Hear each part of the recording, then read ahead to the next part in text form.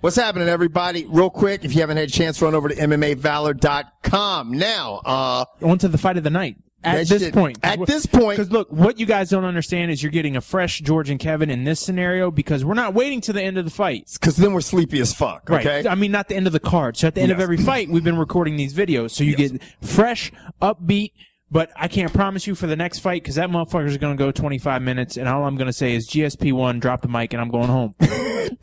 but saved 158 for me. Wow. I'm going to tell you what, man. Johny Hendricks obviously got the decision over he hit Condit with Condit. the kitchen sink, the backyard, the outhouse, the dog. He hit Condit with everything. Well, I'm telling you what. And Condit kept coming Johny forward. Hendricks, like our boy said, Johny Hendricks' fist is Jewish because it was going to temple. Condit's temple all night, sure. Anyway, the fight was fucking exciting from beginning to end. Ultimately, we don't know. At some point during the fight, Johny Hendricks looked really strong the first 2 rounds. Yes. And then he kind of got put back on his heel by Condit, and he wasn't throwing as many punches with his left hand, and it looked like he probably hurt it. What I'm surprised at, and look, on the last video, I gave Carlos Condit a lot of shit from his previous fights, but that motherfucker obviously stepped on the brake, put that shit past reverse, past neutral, put that shit in drive, and moved forward the whole entire fight.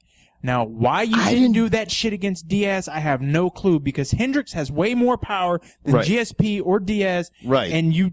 Hendricks has the ability just to knock you out with, and he took a lot of good shots from Johny Hendricks. And kept coming forward. And he kept coming forward. That, to me, guys, when people say that's taking chances, when you're coming forward to a guy that you know has the potential to knock you out with one shot, and you're taking his shot, that's taking chances. Like, that's the difference in fighters that fight super conservative and a guy like Carlos Condit tonight to put everything on the line and said, you know what, man, I'm going to fucking stand toe-to-toe with you, and I'm going to back your ass up, even though you can knock me out. Hendricks won this UD 29-28.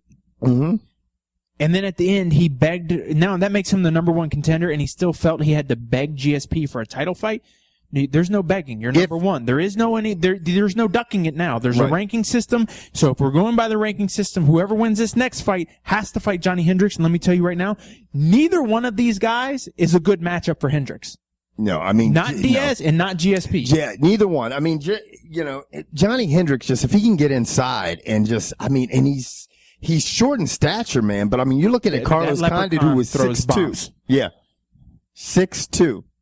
And let me tell you something. We saw a different side of Johny Hendricks tonight. We really saw how good of a wrestler he is because he was taking Carlos Condit down at will. He was taking him down easier than GSP was able to do. Yeah, that was crazy. So, I mean, the welterweight division, I mean, and we've seen tonight has become, 2 years ago, I thought it was a weak division, and it has quickly become a very stacked division. Let me tell you, if GSP wins, and let's face it, we don't know yet. We don't know this when you watch it, right? If GSP wins, the way he beats Hendricks is in the 4th and 5th round. Yeah. You hope he gasses himself out in the first and 2nd, trying to knock you out. You weather the storm, and then you just wait for him to be tired. Or he breaks his hand going to temple. Right.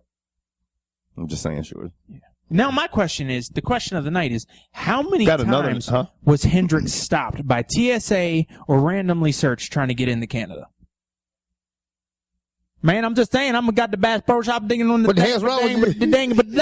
As soon as he opened I love that country boy. Dude, as soon as he opened his mouth, they're like, go on ahead, man. And he is just such a down-to-earth guy, man. That's a guy I'd like to have a beer with. I would too, man.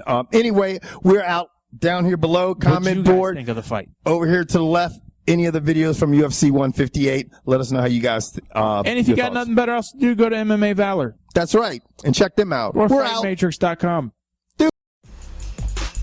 Comical, brash, and sometimes politically incorrect. The UnCut Sports Show. Non-traditional sports coverage delivered the way you like it by your uncensored co-hosts, Kevin White and George Bedford.